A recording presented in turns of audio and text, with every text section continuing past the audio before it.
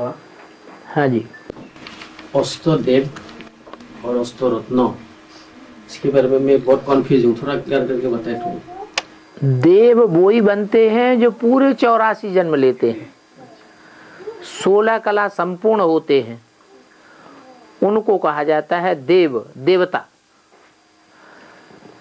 थोड़ा भी डिफेक्ट होगा, कम जन्म लेने वाले होंगे,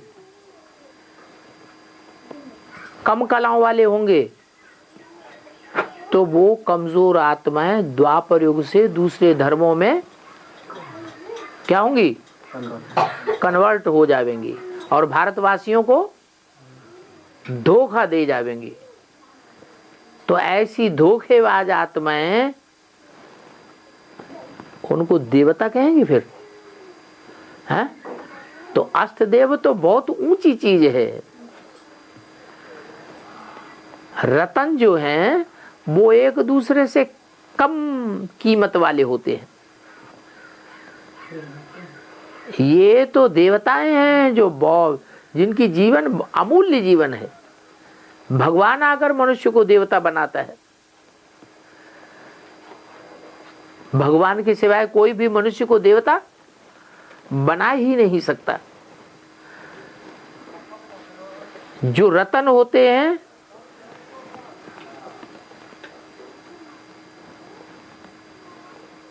उनकी वैल्यू एक जैसी नहीं होती है।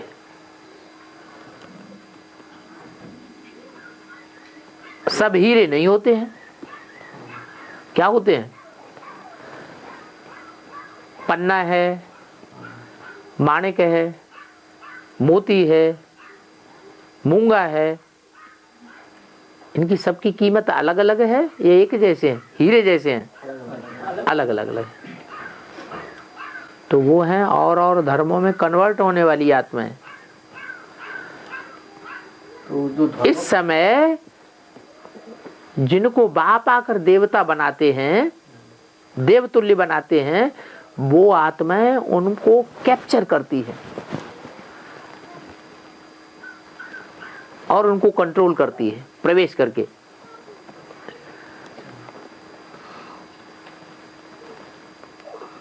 तब वो अष्टरतन नवरतन बनते हैं,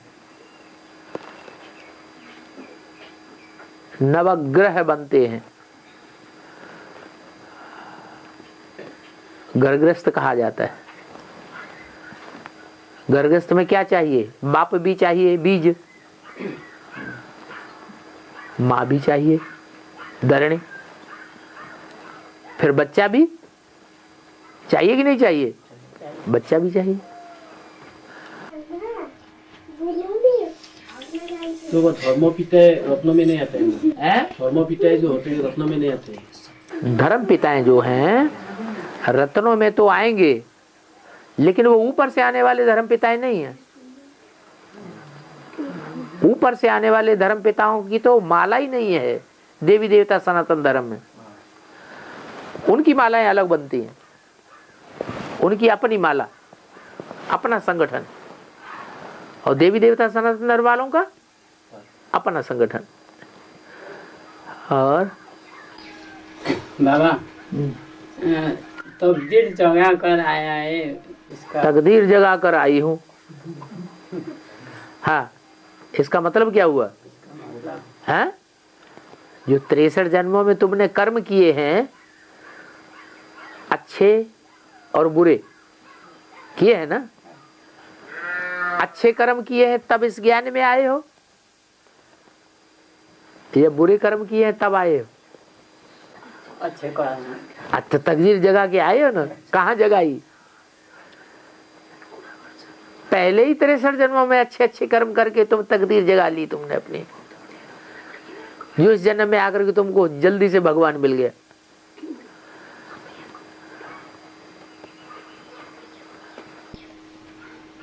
बाबा जो ग्रह होता है, तो बोला अभी 3 आत्माएं आते हैं। 3 आत्माएं होने से तो एक ग्रह होता है। तो इसमें कम से कम इसमें एक अष्टदेव का भी एक होगा। अच्छा, ये तो यहाँ संगम युग की बात है ना। जो नवग्रह हैं वो उस दुनिया में तो समझते हैं वो जड़ ग्रह है, जड़ की तो बात ही नहीं, यहाँ तो चैतन्य आत्माओं की बात है। इनकी पहचान कहाँ होती है? सतयुग त्रेता द्वापर कलयुग में होती है या सिर्फ संगम में होती है? यहाँ संगम में पहचान होती है। संगम में शेर बकरी एक घाट पानी पीते हैं। वो विधर्मी आत्माएं भी हमारे साथ मिलकर के एक हो जाएंगी। ऐसा वसुधैव कुटुंबकम बनेगा।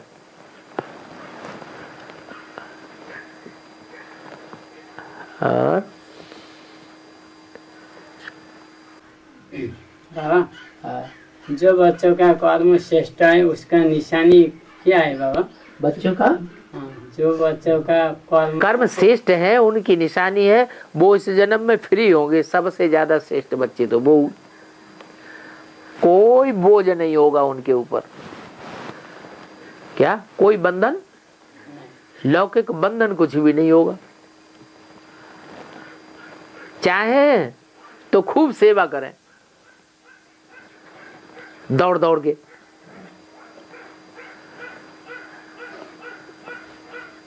तो इससे साबित होता है कि पूर्व जन्म के उनके कर्म बहुत अच्छे हैं, जो इस जन्म में फ्रीनेस मिली है।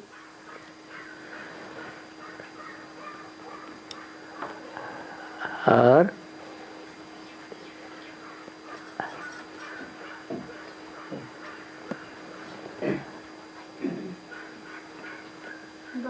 कोई तो ऐसे होते हैं कि देखने में फ्री नहीं आते हैं। नौकरी का भी बंधन है, परिवार का भी बंधन है, शरीर की बीमारियों का भी बंधन है। बंधन तो हैं, लेकिन बंधनों को बंधन मानते ही नहीं। क्या सबको इधर उधर करते जाते हैं और ईश्वरी सेवा में ज्यादा से ज्यादा टाइम देते हैं। उनको क्या कहेंगे? उनको भाग्यशाली कहेंगे या दुर्भाग्यशाली कहेंगे? हैं? वो भी भाग्यशाली है। हाँ जी। आसक्ति और विरक्ति में अंतर क्या है?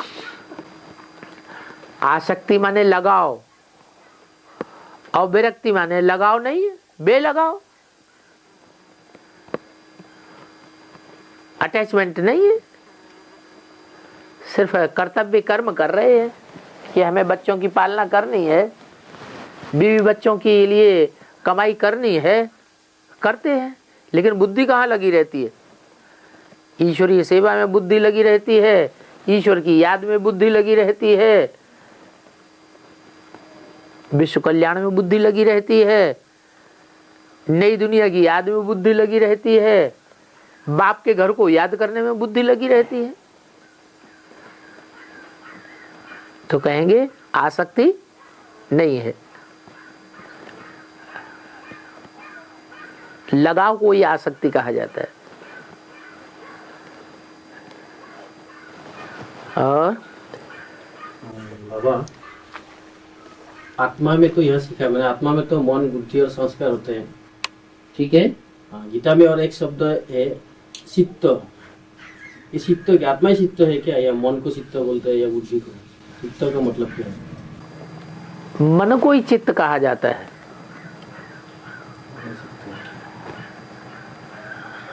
और चित्त से ही बनता है चित्र।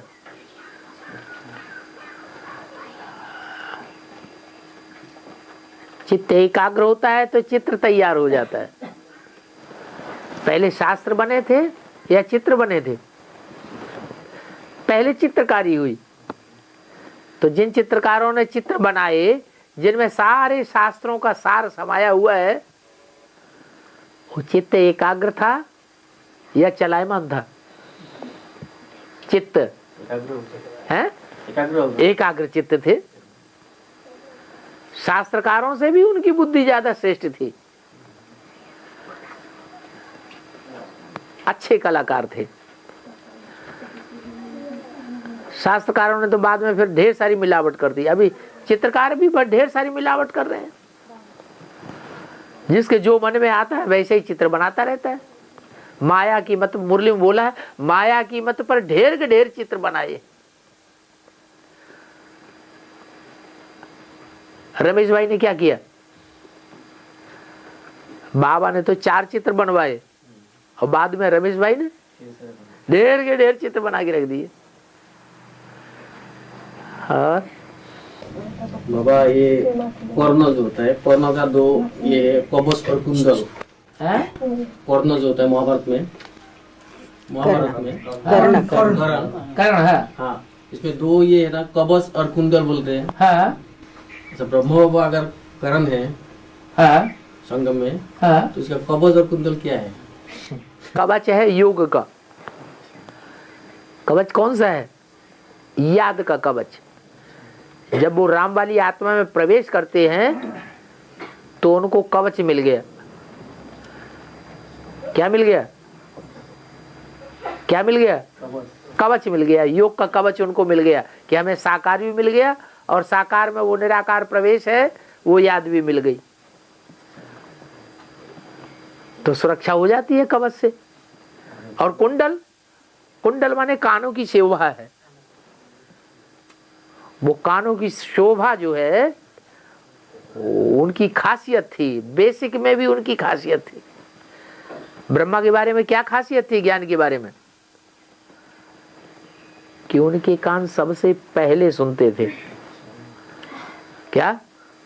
उन्होंने जितना सुना ईश्वरीय ज्ञान उतना और किसी ने नहीं सुना। हमारी तुम्हारी 2-4 मुरलियां मिस भी हो जाएंगी, उनकी कोई भी मुरली मिस नहीं होती थी। तो वह ये कवच कुंडल इंद्रदेव ने ले गया।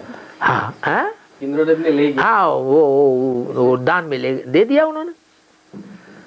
इसका मतलब क्या हुआ? इंद्रदेव कौन है?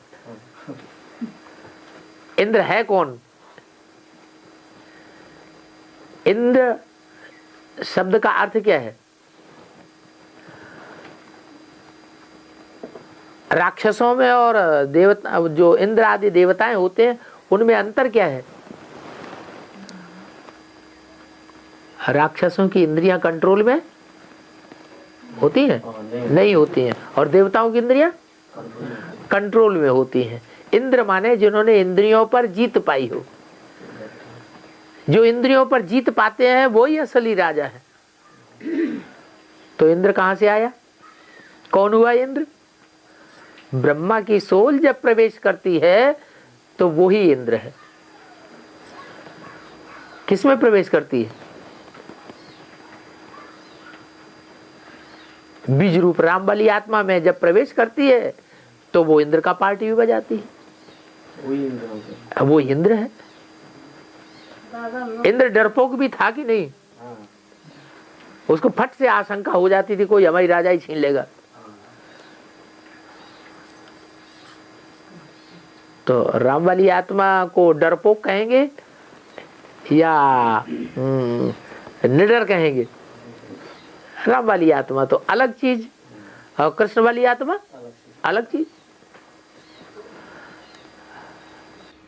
और जो इंद्र को जय करता है, जो इंद्र को जय करता है वो देवता होता है ना। जो देवता होता है वो इंद्र को जय करता है। इंद्र को इंद्रिय को जीतता है। हाँ, जीतता है। देव आत्माएं ही इंद्रियों को जीतने वाली होती है। रामायण जो होता है, रामायण में रावण का बेटा हाँ इंद्रजीत है नाम। हाँ, वो तो असुर होता है, इसका नाम क्यों इंद्रजीत दे दिया? वो इंद्रजीत था लेकिन अल्पकाल के लिए था। श्रीमत पर किसकी चलता था? मत पर किसकी चलता था? रावण की मत पर चलता था या शिव की मत पर चलता था? इसी में सारा डब्बा गोल हो गया। और बाबा मुक्त का बेहद से 69 से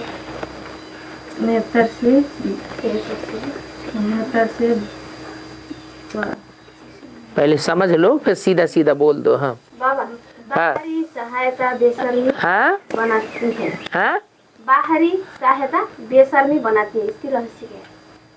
बाहरी सहायता बाहरी सहायता बाहर से सहायता हेल्प मिलती है। हाँ, वो बेशर्मी इसकी रहस्य क्या है? बेशर्मी बनाते हैं। बनाते हैं। बाहर का जो सहयोग लेते हैं। बाहर से सहयोग लेते हैं। बाहर माने क्या? बाहर की दुनिया जो बाहर बाहर माने विदेशियों से। नहीं, बाहर की दुनिया जो है उनसे हाँ। सहयोग लेते हैं तो उनसे बेशर्मी बनते हैं। जो ज्ञान में नहीं चलते उनका सहयोग अच्छा, अज्ञानियों से जो सहयोग लेते हैं, अज्ञानी हाँ वो बेशर्मी बनाती है। हाँ, ठीक बात तो वो है, सहयोग वो तो भीख मांगना हो गया। वो वही समझना चाहते हैं ना। हाँ, तो दूसरों से क्यों लेना चाहिए? जब हम भगवान के बच्चे हैं तो हमारे पास तो सब कुछ होना चाहिए, हमें दूसरों से लेने की क्या दरकार? हमें सहयोग लेना है तो किसका सहयोग लेना है? अरे हम बच्चे किसके हैं? भगवान के बच्चे हैं। तो बाप की याद से हमें सब कुछ प्राप्ति होती है, हमें किसी से कोई भी कुछ भी मांगने या हेल्प लेने की दरकार है ही नहीं। हाँ। ये बहन है ना, कह रहा है बाबा मुफ्त का खाना मेहतर से भी बेहतर है, बदतर है। हाँ, बदतर है। हाँ, इसका क्या रहस्य पूछ रही, क्या क्या क्या कहना चाहते हैं बाबा इसके बारे में? मेहतर उनसे बेहतर हैं, माने अच्छे हैं, जो खाते मेहनत का खाना।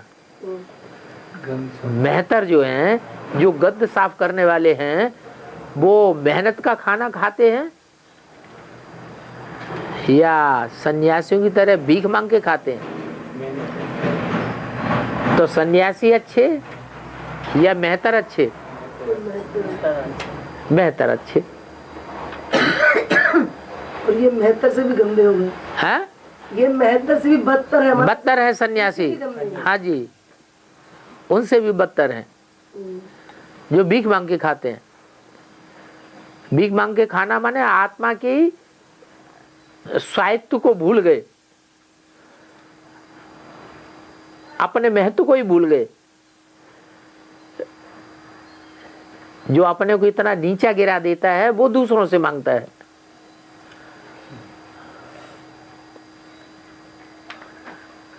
उनकी आत्मिक स्थिति कैसे बनेगी फिर? बाबा, हाँ, सोने की लंका में राम राज्य का महाविनाश सन 76 में, इसका मतलब सोने की लंका में, सोने की लंका में राम राज्य का महाविनाश सन 76 में। सोने की लंका में राम राज्य की महाविनाश लंका में कहाँ राम राज्य होता है? 76 में बोलते हैं। लंका में राम राज्य कहाँ होता है? लंका में तो रावण राज्य होता है। सोने की लंका में, हाँ, सोने की लंका तो थी, लेकिन वहां राम राज्य कहाँ था? वहां तो लंका में तो रावण राज्य था।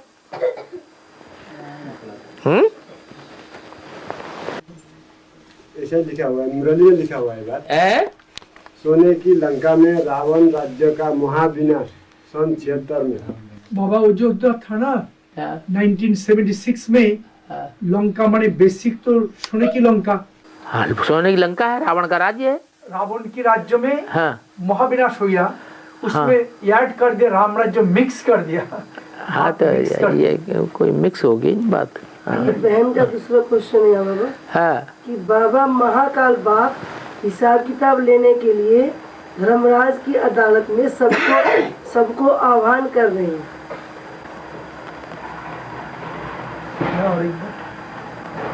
बाबा महाकाल बाप हिसाब किताब लेने के लिए धर्मराज की अदालत में सबका आह्वान कर रहे हैं। है। ये अर्थ नहीं समझ पाइए, इसका क्या कहना चाहते हैं? क्या मुरली पॉइंट? पता नहीं कहाँ से ये पॉइंट उठाए, या तो कहीं लिटरेचर वगैरह से उठाए हैं।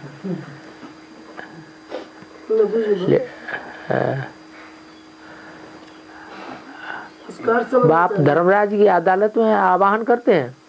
बाप महाकाल, हाँ हाँ, बाप महाकाल भी है। महाकाल बाप जिस शरीर में प्रवेश करते हैं वो महाकाल का भी पार्ट बजाता है। शंकर ही महाकाल कहा जाता है।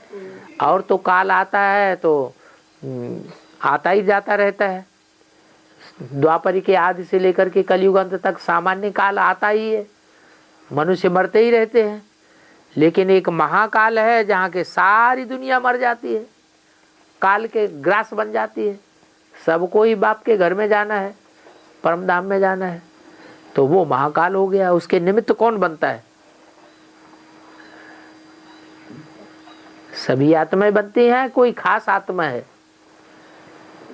जो महाकाल बनता है। काल माना समय चक्र।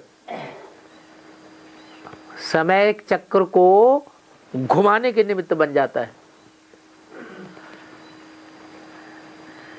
जैसे कुम्हार होता है तो उसका चाक घूमता है, धीमा पड़ जाता है, रुक जाता है, तो उसमें डंडा लगाता है और घुमा देता है।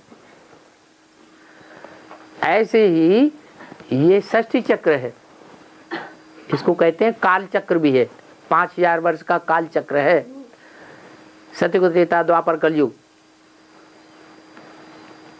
इसकी गति जब धीमी पड़ जाती है तो वो अपने ज्ञान दंडे से जोर से घुमा देता है, फिर 5000 वर्ष यूं ही घूमता रहता है। तो घुमाने के कोई निमित्त है या नहीं है? कोई खास आत्मा है या सभी आत्माएं हैं? खास आत्मा है। जो खास आत्मा है वो ही महाकाल कही जाती है, उसी को शंकर कहा गया है। तो वो शंकर है, वो महाकाल, वो धर्मराज है क्या? बाबा नहीं, उनकी बात नहीं पूरी हुई ना।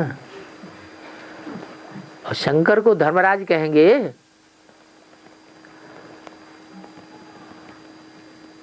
धर्म का राजा, धारणा का राजा कौन है? ब्राह्मणों की दुनिया में सबसे जास्ती धारणा किसने करके दिखाई? ब्रह्मा की सोल ने। तो ब्रह्मा की सोल ही धर्मराज है, धारणाओं का राजा है।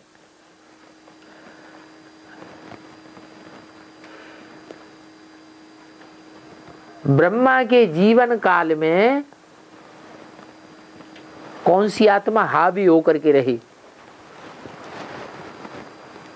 कोई आत्मा हावी होकर के रही?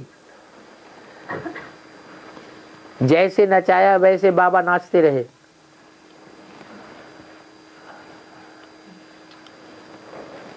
नहीं,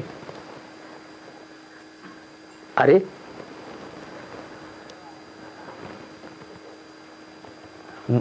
नाच कौन नचाती है? है? हम ब्राह्मणों को नाच नचाने वाली कौन है? माया है। तो सबसे ज्यादा नाच कौन नाचता है? सबसे ज्यादा जन्म मरण निश्चय अनिश्चय के चक्र में कौन आता है? ब्रह्मा की सोल। सबसे ज्यादा नाच किसने नचाया और किसको नचाया?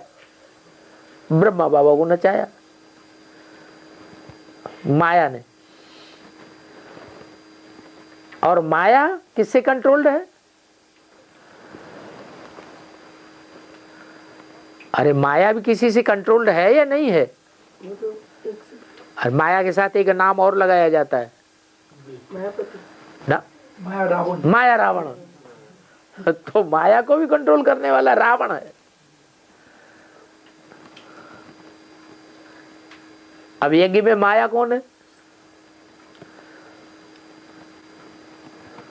एक तो छोड़ दिया आधार मूर्त है मम्मा। नहीं माया दूसरा। हाँ, मम्मा तो फॉलो करने वाली थी, नचाने वाली नहीं थी बाबा को।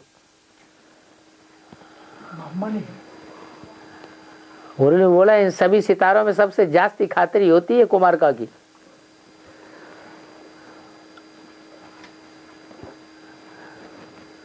फिर ये भी बोल दिया जिनका इस दुनिया में बहुत मान है वो बड़े से बड़ा भ्रष्टाचारी समझो। खातिरी किसकी होती है? मान मर्तबे वालों की होती है या साधारण लोगों की होती है? मान मर्तबे वालों की होती है।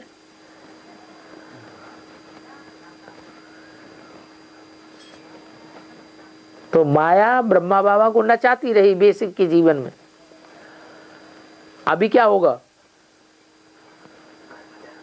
अभी ब्रह्मा बाबा उस माया और उस माया रावण के ऊपर सवारी करेंगे।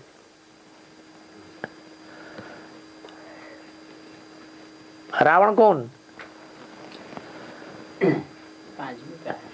पांच विकार और 5 तत्व, ये 10 मिलकर के रावण के शीश बनते हैं। 10 सिर के ऊपर सवारी करने वाला कौन दिखाया जाता है?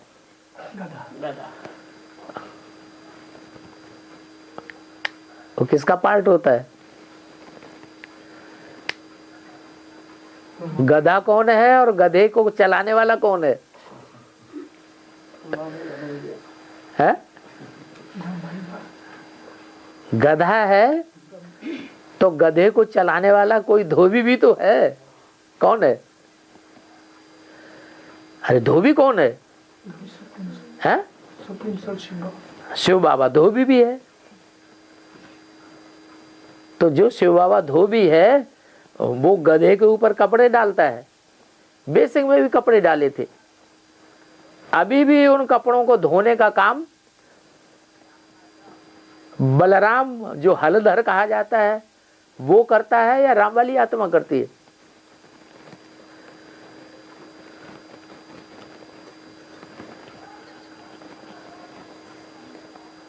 कौन करता है? हैं? राम वाली आत्मा कपड़े धोने का काम करती है।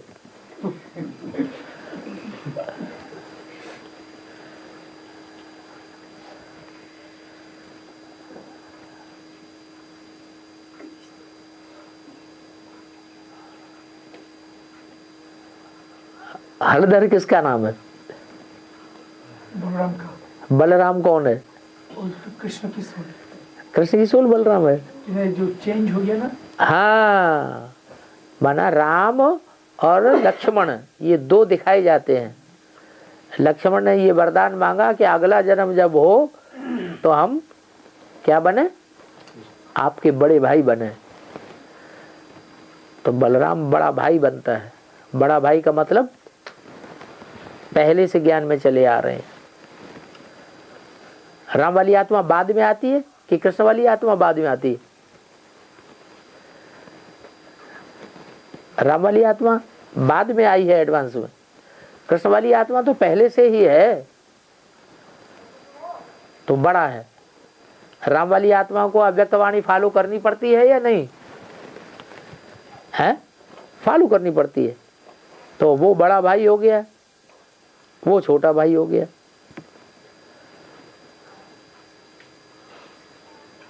तो जो बड़ा भाई है उसका हथियार कौन सा है? हल। हल से क्या करते हैं? हल कोई हथियार होता है क्या? हल से तो जमीन फाड़ी जाती है। वो इशारा है कि ये धंधा किसका है? राम वाली आत्मा का है या हलधर का है? बलराम का है। ये धंधा बलराम का है।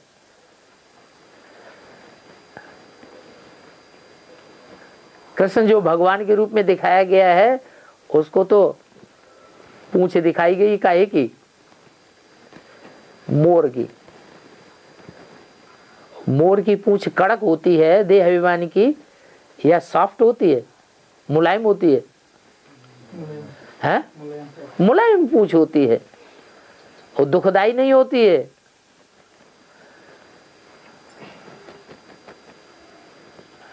और तो बाबा कहते ऐसे रामकृष्ण वाला आत्मा बराबर साथ साथ रहते हैं। तो साथ ही साथ तो है। राम लक्ष्मण साथ साथ नहीं है। तो अभी कृष्ण और बलराम साथ साथ नहीं है। ज्ञान भी लेने तो आदि में तो एक ही साथ लिया था बाबा। आज एक साथ कहाँ लिया था? राम वाली आत्मा को पहले ज्ञान मिलता है या कृष्ण वाली आत्मा को पहले ज्ञान मिलता है? मिलता तो कृष्ण, लेकिन साथ साथ कृष्ण को पहले मिलता है। राम वाली आत्मा को नहीं साथ साथ तो थे ना। नहीं, जब शिव आते हैं तो शिव का ज्ञान पहले कौन सी आत्मा में आता है? राम वाली आत्मा में आता है। जिसके अंदर ज्ञान आएगा वो चीर फाड़ करेगा, इंद्रियों से दुख देने का काम करेगा। ये धरनी को चीरना ये आज के मनुष्यों का काम है। जिनकी बुद्धि में ज्ञान नहीं बैठा हुआ है। अपना सुख देखते हैं, दूसरे का दुख नहीं देखते।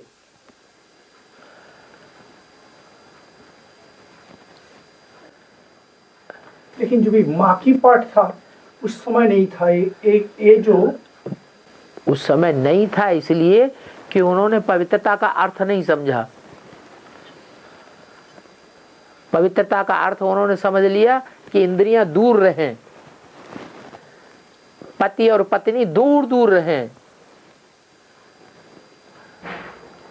दूरबाज खुशबाज को प्रवृत्ति मार्ग कहा जाता है?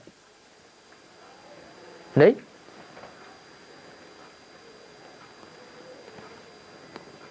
ये दूरबाज खुशबाज उन्होंने ज्ञान को नहीं समझा, पवित्रता के अर्थ को नहीं समझा। पवित्रता का अर्थ है जैसे देवी देवताएं साथ साथ रहते हैं, साथ साथ रहेंगे, साथ साथ चलेंगे फिरेंगे घूमेंगे, लेकिन फिर भी इंद्रियों की हरकतें नहीं आती हैं, कर्मेंद्रियां नहीं हरकत में आती हैं। लेकिन जो भी बाद में प्रवेश होता हुआ, हाँ, तो अब दुर्बाज खुशबाज तो समझ में आ गया, कंफ्यूजन काट गया उनका कंफ्यूज कट कहाँ गया, उनका तो कंफ्यूजन और बढ़ गया। शिवो अहम, मैं ही साकार गीता का भगवान हूं, मैं ही पतित पावन हूं, संग के रंग से मैं पतितों को पावन बनाने वाला हूं। तो एक्यूरेट नहीं कर सकते हैं। जिसकी बुद्धि में ज्ञान होगा वो एक्यूरेट करेगा, कि जिसकी बुद्धि में ज्ञान ही नहीं है वो एक्यूरेट करेगा? कौन करेगा? एक्यूरेट करेगा जिसका बुद्धि में ज्ञान होगा वो एक्यूरेट करेगा, ज्ञान नहीं होगा तो उल्टा पलटा कर देगा। शिव बाबा कंट्रोल नहीं करते हैं? शिव बाबा राम वाली आत्मा को कंट्रोल करने आया है, नहीं कृष्ण वाली आत्मा को कंट्रोल करने आया है। शिव बाबा बैल पर सवारी करने के लिए आता है या मनुष्य में सवारी करने के लिए आता है? शिव बाबा कंट्रोलर किसका है? मनुष्य का कंट्रोलर है। ब्रह्मा मनुष्य है या ब्रह्मा शिव के मंदिर में बैल के रूप में दिखाया गया है? बैल के रूप में दिखाया गया है। उसको तो दिखाते भी नाली की तरफ।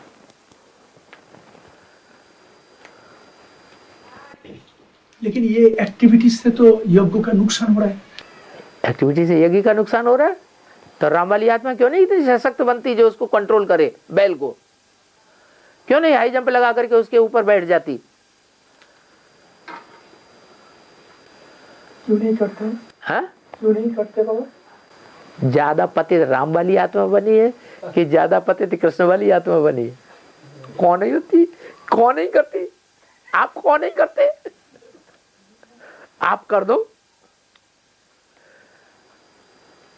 राम वाली आत्मा के ऊपर तो फट से उंगली उठ जाती है, क्यों नहीं करता? अरे उंगली उठाने वाले की 3 उंगली अपनी तरफ भी जा रही है, वो आप खुद क्यों नहीं करता? 76 में तो राम वाली आत्मा जो निराकारी स्टेज में आई एवं मृत्यु लोक से अमर लोक में प्रवेश किया 76 में, और कृष्ण वाली आत्मा प्रवेश कर गई हमेशा के लिए। हमेशा के लिए प्रवेश कर गई निराकारी स्टेज में, या आंशिक रूप से प्रवेश कर गई? आंशिक रूप में, लेकिन आंशिक रूप में प्रवेश कर गई। तो पुरुषार्थ तो चल रहा है ना। लेकिन मृत्यु लोक से अमर लोक में जो प्रवेश किया, हाँ, तो राम वाली आत्मा 76 में किया और कृष्ण वाली आत्मा 88 में किया। 88 में किया, वो उनका 88 में उनका उम्र पूरी होती है। हाँ, तो इस तो वो अमर लोक में प्रवेश किया। हाँ, वो बच्चा बुद्धि है। ये कौन कहता है कि वो बच्चा बुद्धि नहीं है? अभी भी कहेंगे बच्चा बुद्धि है।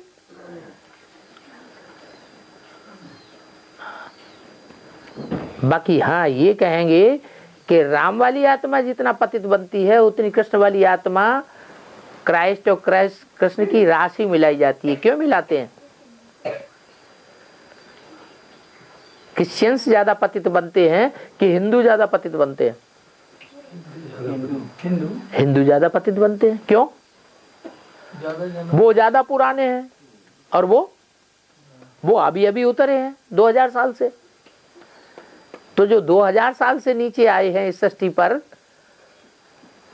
वो ज्यादा सात्विक होंगे या जो 5000 साल पहले आए थे वो ज्यादा सात्विक होंगे? ज्यादा बूढ़े कौन हो गए? ज्यादा तमो प्रधान किसकी आत्मा बन गई? 5000 साल का। तो ऐसे ही कृष्ण और क्राइस्ट का है, सीढ़ी के चित्र में भी दिखाया है। राम वाली आत्मा पड़ी हुई है और कृष्ण वाली आत्मा फिर भी खड़ी हुई है या पड़ी हुई है? खड़ी हुई है।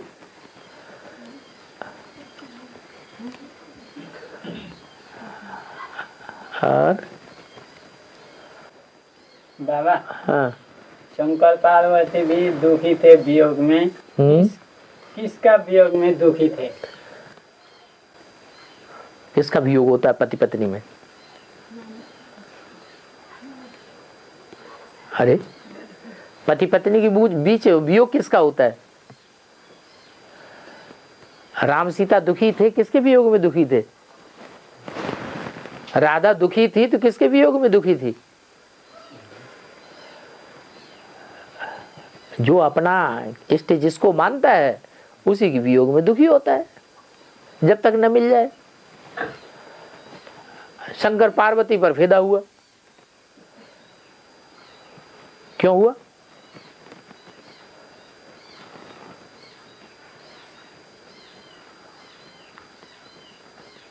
ये भक्ति मार्ग की बातें हैं।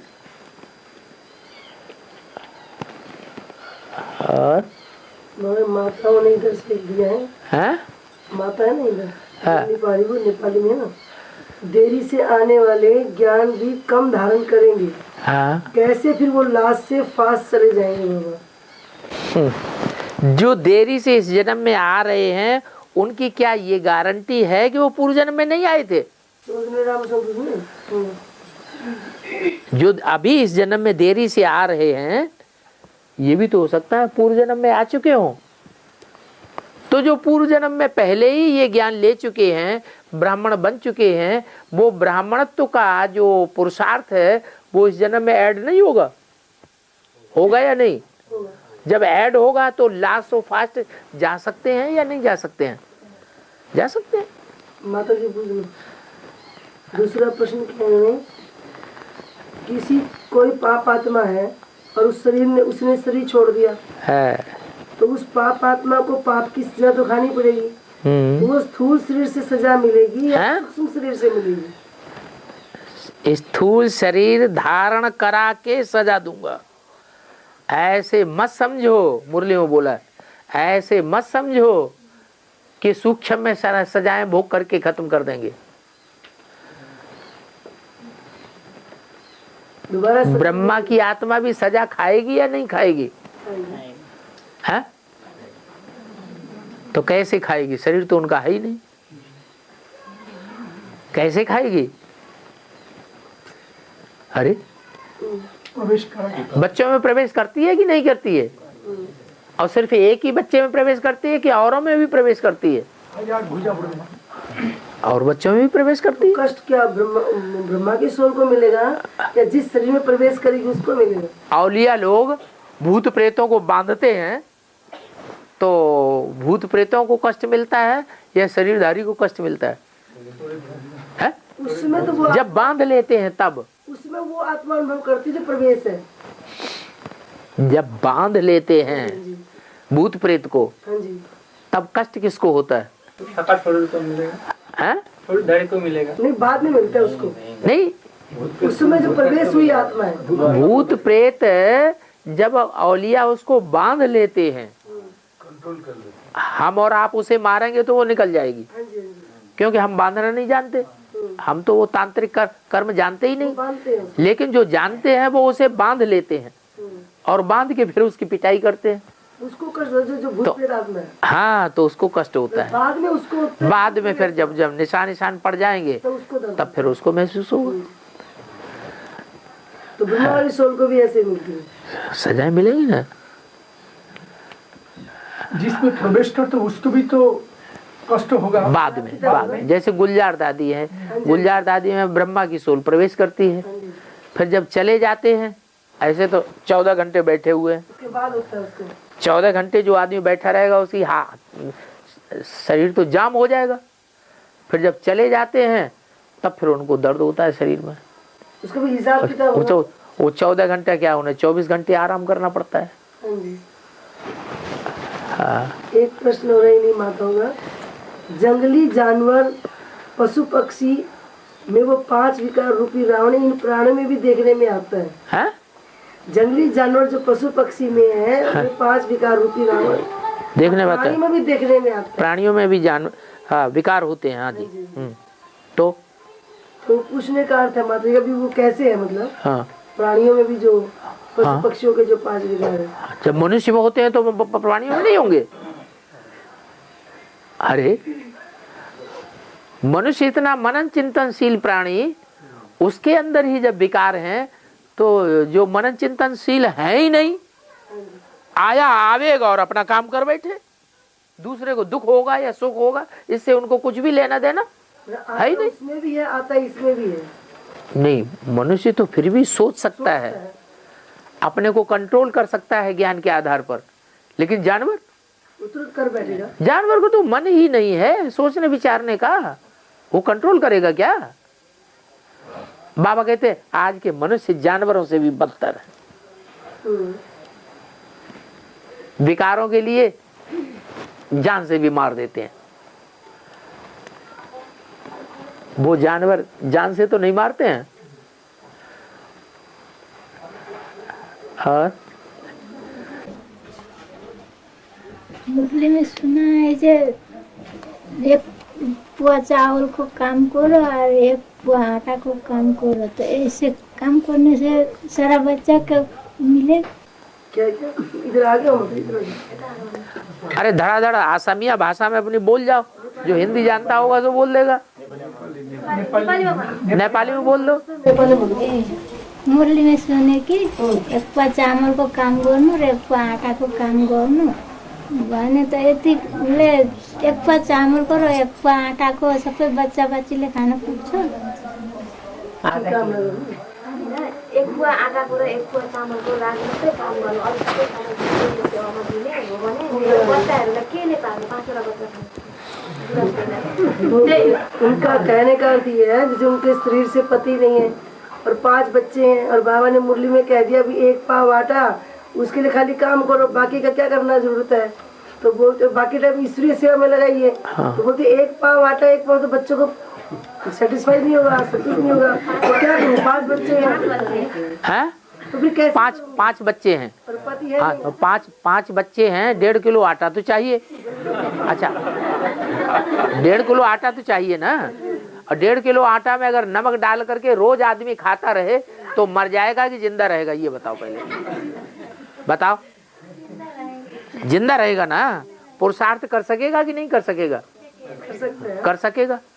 तो अब बताओ 1.25 किलो आटा कितने पैसे का हुआ? 1.5 किलो की 1.25 किलो। 1.25 किलो, 1 पाव आटा से जिंदा रहेगा आराम से, ज्यादा खाने से और बीमार पड़ता है आदमी। हाँ बताओ। 5 बच्चे एक माता जी। हाँ तो 6, इसलिए 1.5 किलो बोल दिया ना। हाँ 1.5 किलो कितने का पड़ता है? हाँ 30 रुपया आटा की भाव से? हाँ 20 रुपए। अरे 8 रुपया किलो गेहूँ मिलता है टाइम पर। 10 रुपए किलो हो गया। 10 रुपया किलो हुआ। 10 रुपया किलो हुआ। बाबा 20 रुपए किलो है यहाँ। वो तो हम आटा खरीदें ही क्यों? जब हम गरीब आदमी हैं तो हम गेहूँ खरीदेंगे ना टाइम पर। हाँ टाइम पर पैसा नहीं है, हाँ टाइम पर पैसा नहीं है। पैसा नहीं है, हम अपना घर का आधा हिस्सा किराए पर उठा देंगे, आधा हिस्सा बेच देंगे। हाँ घर ही नहीं तो 5 बच्चों को क्या सड़क पे सुला रहे हैं क्या? ये सब बनाने की बातें हैं।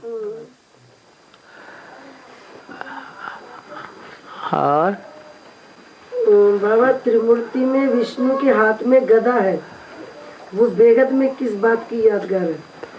हाँ, जिसके पास अकल नहीं होती है वो मोटी बुद्धि वाला गधे से काम करता है, जिसके पास अकल होती है वो ज्ञान बाण मारता है, तलवार चलाता है, तीखी धार वाली।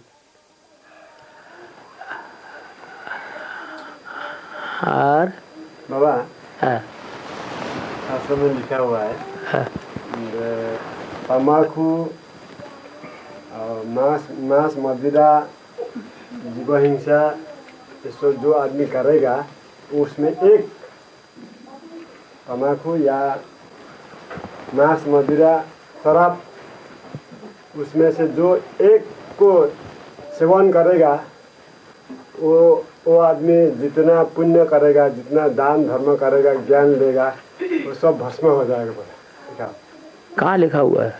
शास्त्र में, भारत में, महाभारत में लिखा हुआ है।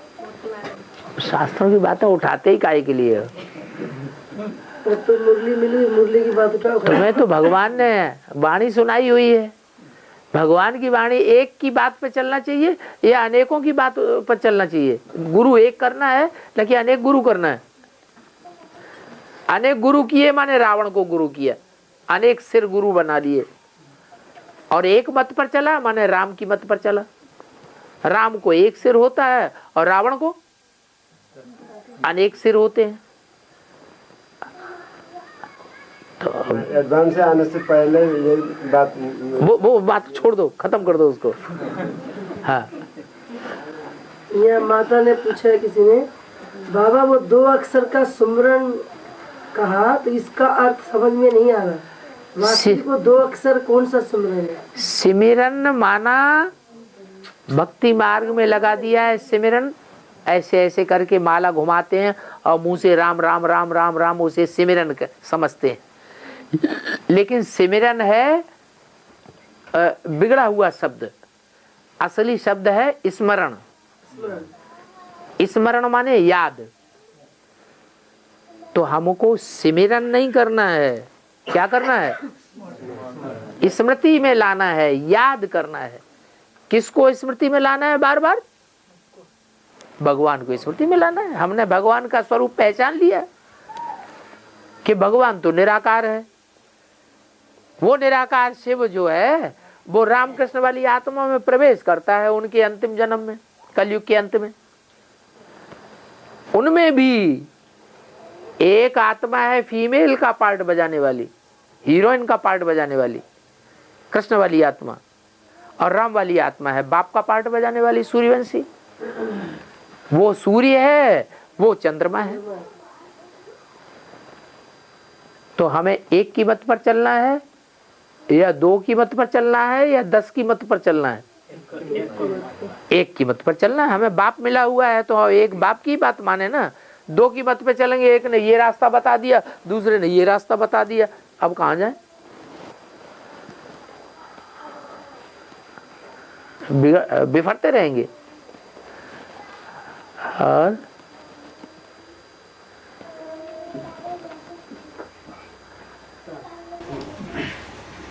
बाबा जब संवत 111 शुरू होगा 2018 के बाद, तो ये पहले ब्राह्मण की दुनिया में ही जानकारी होगा या सबको मालूम होगा? क्रिश्चियन संवत शुरू हुआ क्राइस्ट के बाद शुरू हुआ या पहले शुरू हुआ? है क्राइस्ट के बाद ही शुरू हुआ होगा ना। तो सबने जाना या पहले 1-2 ने शुरुआत की होगी? है विक्रमादित्य संवत शुरू हुआ, सबने इकट्ठा जाना या विक्रमादित्य के जो ज्यादा नजदीक थे उन्होंने शुरुआत की होगी? ऐसे यहां भी है। जो संपन्न स्टेज पे पहुंचते जाएंगे उनकी बुद्धि में बैठता जाएगा, जो नहीं पहुंचेंगे वो नहीं जानेंगे। ब्रह्मा कुमारी विद्यालय नाम शुरू हुआ, पहले ओम मंडली नाम था। शुरुआत किसी एक ने की होगी या सबने मिलके इकट्ठी मीटिंग की होगी तब ब्रह्मा कुमारी विद्यालय नाम पड़ा? एक ने शुरुआत की। जिसने ब्रह्मा को पहचाना उसने शुरुआत की। पहले तो ब्रह्मा के द्वारा मुरली चलती ही नहीं थी,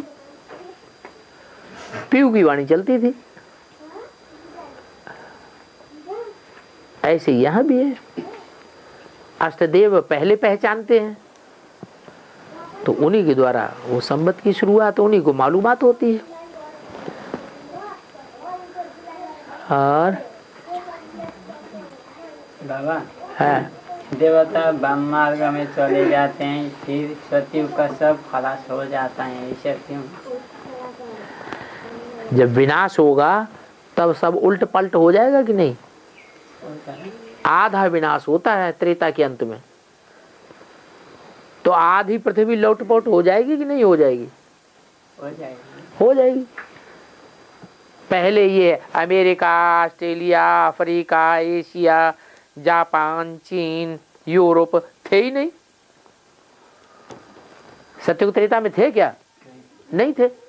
जैसे ही आधा विनाश हुआ द्वापर का, ये धर्मखंड ऊपर आ गए, क्योंकि दुनिया की आबादी बढ़नी थी।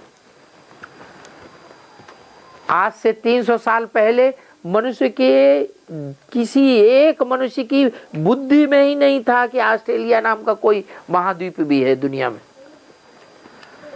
300 साल के अंदर ये ऑस्ट्रेलिया इतना फला फूला हो गया। कोलंबस ने अमेरिका की इजाद की, उससे पहले लोगों को दुनिया में पता ही नहीं था कि अमेरिका नाम की भी कोई जगह है। 500 साल पहले, कोलंबस से पहले। कोलंबस जब वहां पहुंचा तो वहां कुछ लोग मिले जिन्हें रेड इंडियंस कहा गया। वो भी बेचारे भारत से ही, इंडिया से ही भूले भटके, जहाज चलाते चलाते रास्ता भूल गए तो वहां किनारे लग गए जाके। अब उन्हें वापस आने का रास्ता ही नहीं मालूम, तो वहीं बस गए, बाल बच्चे पैदा करते रहे।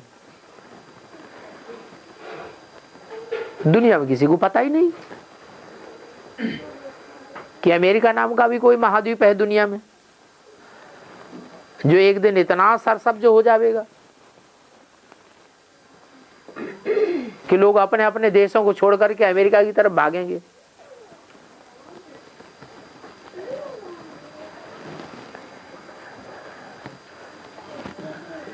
और पीयू की वाणी कब से शुरू हुआ?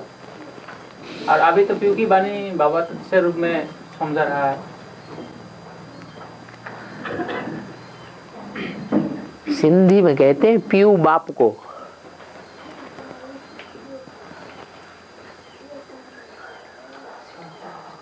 उस समय ब्रह्मा बाबा को ज्ञान मिला था, लेकिन ब्रह्मा बाबा की बुद्धि में वो धोबी घाट वाली बात नहीं बैठी कि भगवान आकर के कैसे संग का रंग लगा करके पतितों को पावन बनाता है। मुरली में तो बोला है ये धोबी घाट आदि से ही चला आ रहा है, यज्ञ के आदि से ही, लेकिन ब्रह्मा बाबा की बुद्धि में ये बात नहीं बैठी। दुनिया वालों ने विरोध किया तो ब्रह्मा बाबा भी विरोधियों के साथ मिल गए। सारा यज्ञ ब्रह्मा बाबा की तरफ हो गया, वो माता भी दोनों वो भी ब्रह्मा बाबा की तरफ हो गई।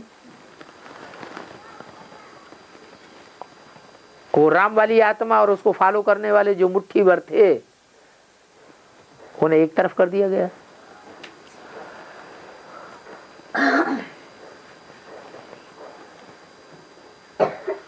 पहले तो मिलकर के रहते थे ना, जब मिलकर के रहते थे तब पीयू की वाणी चलती थी,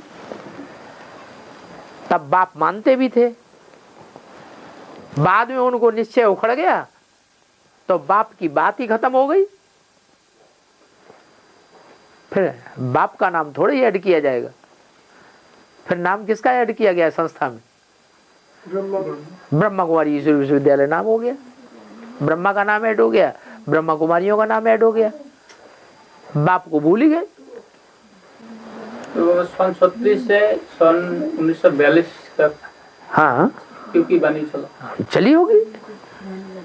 अगर उस वाणी के प्रति विरोधाभास न पैदा हुआ होता तो सिंध हैदराबाद में वो लोहे के बक्से में सारी वाणी को बंद करके गाड़ने की क्या जरूरत थी? जो उस वाणी का नाम निशानी गुम हो जाए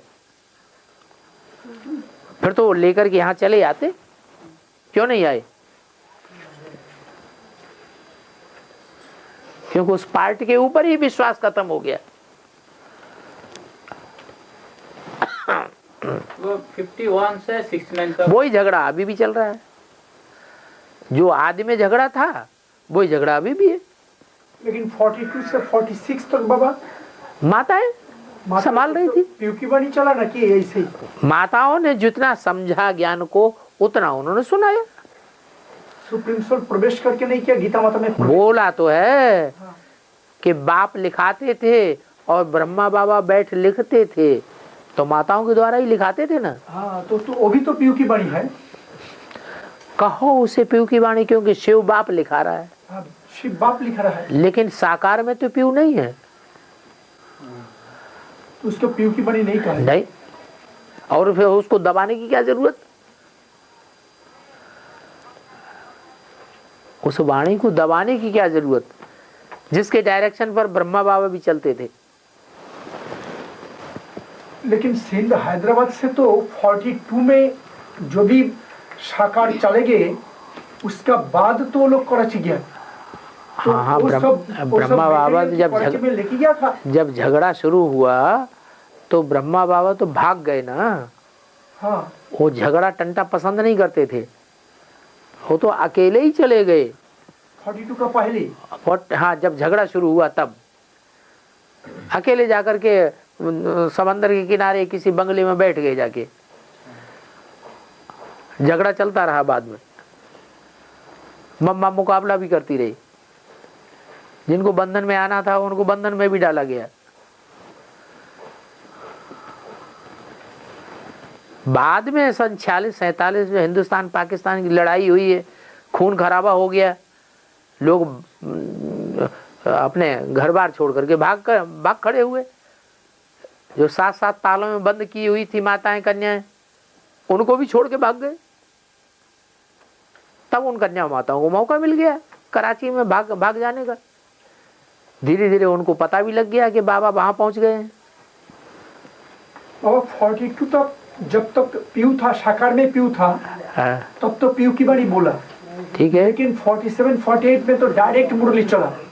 डायरेक्ट मुरली 48 में डायरेक्ट मुरली चला। हाँ, 48 में। हाँ। तो 42 to 48 ये जो पीरियड है लिखते थे। हाँ, लिखते थे। इसको ये जो है इसको क्या बोले, पीयू की बोले ना क्या बोले? पीयू की वाणी तो पहले 42 तक चला, लेकिन बीच में ये माने 42 to 48 हाँ, 6 बरस बाप की वाणी कहेंगे। बाप की वाणी। हाँ, शिव बाप की वाणी है ना। दोनों माताओं के माध्यम से देते थे। क्यों दोनों माताओं को? गीता माता शिव बाप रुद्रमाला में प्रवेश करेंगे, पतितों में प्रवेश करेंगे या पावन में प्रवेश करेंगे? लेकिन वो तो भी शादीशुदा तो थी। कौन? वो भी तो कम, जो आदि राधा। हाँ, आदि राधा शादीशुदा होना पतित होना कहा जाता है कलयुग में। विचारी को पतित कहा जाता है। तो इसीलिए उनमें प्रवेश नहीं करते। नहीं, तो जो भी 46 में जो माने ये गीता माता जो भी शरीर छोड़ के चला गया। हाँ जी। फिर बीच में आदि राधा कैसे चलाया? आदि राधा नहीं चलाया, वो बड़ी माँ ही चलाती थी। तो बड़ी माँ की बाद ही डायरेक्ट मुरली शुरू हुआ। उसके बाद डायरेक्ट मुरली शुरू हुआ। आदि राधा चलाया नहीं। वो दोनों माताएं साथ ही साथ तो सही छोड़ा है। थोड़ा अंतर रहा होगा 46 में। जब पाकिस्तान बना तो तुम्हारा जन्म भी हुआ ना, ऐसे बोला मुरली में। जब पाकिस्तान बना तो तुम्हारा जन्म भी हुआ ना। वो कौन है? छोटी माँ है ना। 47 में, 67 में जो मुरली में बोला। हाँ जी। जो पहले थे अभी छोड़ दिया। हाँ जी, हाँ जी। अभी जंग में आ गया, 20-25 साल होगा। हाँ जी, हाँ जी। तो 67 में बोला। हाँ जी। तो दैट मीन्स आदि राधा छोड़ा 47 में छोड़ा। 42 और 5। हाँ, 47। हाँ, 42, 43, 44, 45, 46, 46.5। 47। हाँ। तो उस हिसाब से वो ठीक हिसाब मिलता है। हाँ जी 67 में जो भी बोला 20-25 है। और माता के सुधार दे। बाप पुरुषार्थ घर गृहस्थ में रहकर हम बच्चे नंबरवार हो नहीं सकते। अपने मन की बात को हाँ कुल माता ले गए।